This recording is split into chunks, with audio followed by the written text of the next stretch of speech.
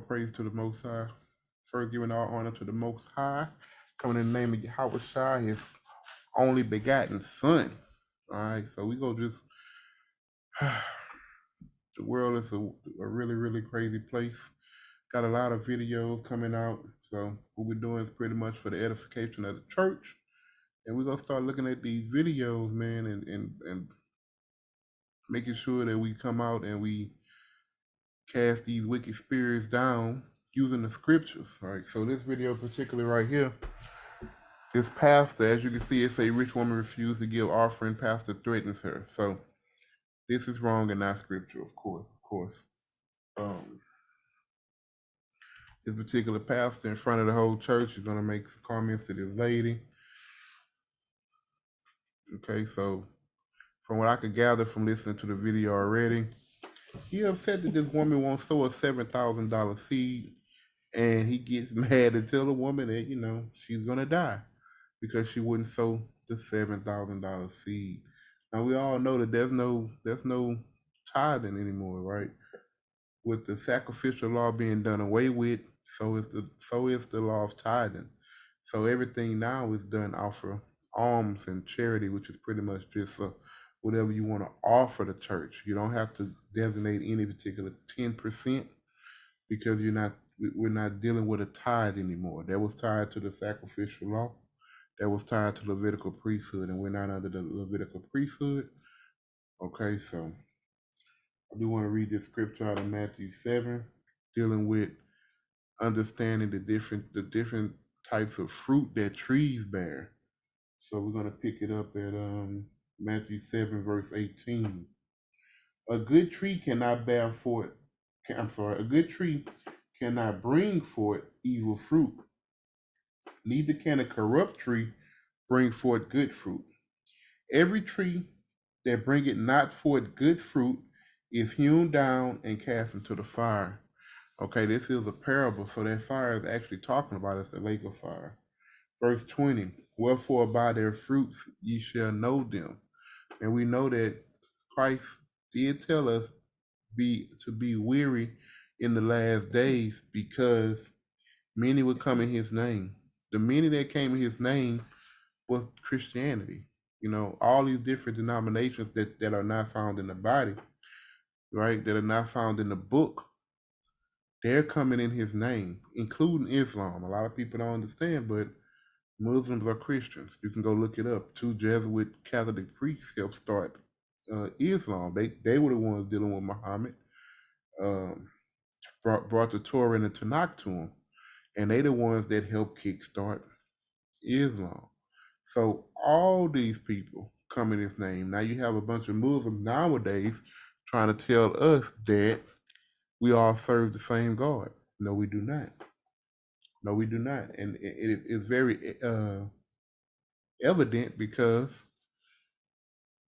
when Isaac was called to be sacrificed on the mountain, the Lord told Abraham, bring Isaac thy only son.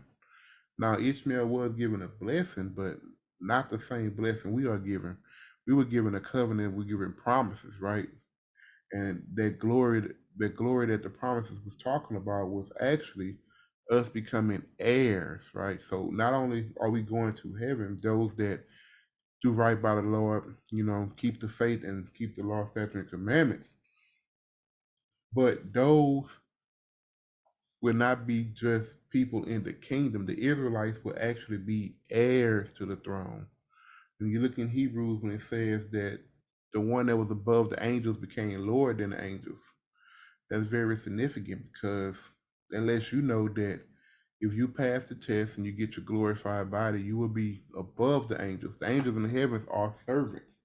So we will become actual heirs and actual children to the Most High. And that's very important. Now the Muslims, they're telling you serve the same God, and it's not the same way. If they get in, any of them get in, it would only be to serve the Israelites, not to be king, queen, and royalty. But like the scriptures say, wherefore by their fruits ye shall know them. And that's the main thing we're dealing with all the madness of the day. You understand people by using the scriptures. So we're going to play this video and we're going to see what this man has to say.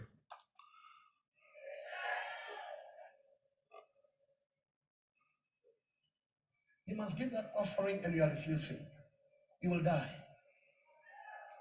Stand up. I don't want you seated. You're refusing to give that offering and you're refusing. You will die. You're refusing to give that offering, you will die. This is strong on. He's trying to strong on, and this is a woman he's talking to. You will die. Man, you will die. Witches will kill you. You will die. Do you know a person called Messenger? Yes, Papa. That's me. That's me. I see 1972. When were you born? 1972. I see Helen. That's me, Papa. I see Babella. Yes, Papa. Now listen to me. Yes, listen Papa. to me. Listen to me. Can I talk to you? Yes, Do Daddy. you remember African Baby? Yes, Papa. Didn't you work there? Yes, I did. You worked there? Yes, I Papa. see house number 44. Yes. I see Akara Street. Yes, Papa. Now you will die. Yeah. You will die. This is super sad. This is super sad. She won't pay an offering, and she's going to die. Definitely not scriptural. You will die. And I want y'all to pay attention to the applause. Y'all hear this? This man totally not in the scriptures, and people are applauding him. What does that tell us? That the other people in the church do not read the scriptures, nor do they have the Spirit of the Most High on them.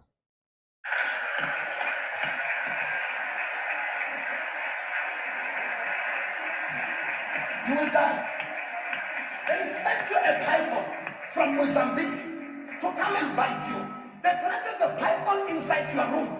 And this python should have killed you 3 weeks ago. Yes, Papa. The grace of God protected you. Yes, Papa. As I prophesied, the woman is naked. She's jumping on a witchcraft pot. She's cutting her under, saying you must die in 7 days. And you are refusing the 7,000. You will leave back. So then at the end, now all of a sudden he know about some crazy vision of a python coming in that's supposed to kill her. So now what are you saying? Somebody put voodoo on him. It's all madness. It's all madness. This guy is definitely a false prophet. First Peter definitely comes to my mind. 1 Peter 5:2. Feed the flock of God which is among you, taking the oversight thereof, not by constraint, but willingly, not for filthy lucre, but of a ready mind. Right? So he's supposed to be feeding this woman, right? Not of constraint, but willingly. But he's pretty much telling her, since she didn't give this money for the offering, oh, you're gonna die. Now, once did he say, hey, I'm gonna pray for you because your spirit was off or whatever? No, you're gonna die. You're gonna die. You're gonna die. Not hey, I'm gonna come in and I'm gonna try to say a prayer for you. No, you're gonna die. So we understand what kind of spirit this guy is on. This guy's on demon time. It's obvious. This is Titus 1:7. For a bishop shall be blameless as the steward of God, not self-willed, not soon angry, not given to wine, no striker, not given to filthy lucre. This guy is definitely self-willed. And that's just me looking at it from the outside. This guy is arguing over this money. God does not need our money. Haven't he proven that time and times over? He doesn't need our money. Okay, if that woman was willing to give a offering, that's a free will offering. He's fussing with her about $7,000. Man, this video just really set bad with me, family. So, I would love to hear you guys' comments. Leave it in the comments. We can have a dialogue about it. Just tell me what you think, man. Oh man, all praise to the Most High, man. May the Most High bless you guys. Shalom.